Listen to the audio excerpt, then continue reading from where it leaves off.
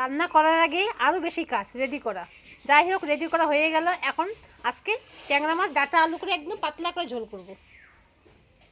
কড়াই বসাই নিয়ে লবণ হলুদ দিয়ে মাছটা মাখিয়ে নিই।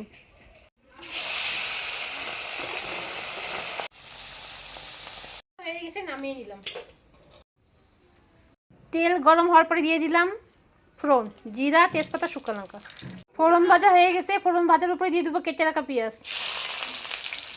ভাজা হয়ে গেছে, এখন দিয়ে দেবো কেটে রাখা সবজি, আলু আর ডাঁটা। স্বাদ মতো লবণ দিয়ে দিলাম, পরিমাণ মতো হলুদ।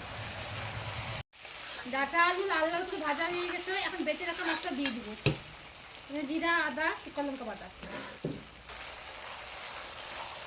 বাটা মশলা দিয়ে ডাঁটা আলু কষানো হয়ে গেছে, এখন পরিমাণ মতন ঝোলের জন্য জল দিয়ে দিব। মাছের ঝোল জাল হয়ে গেছে, এখন ভেজে রাখা মাছগুলো দিয়ে দিব।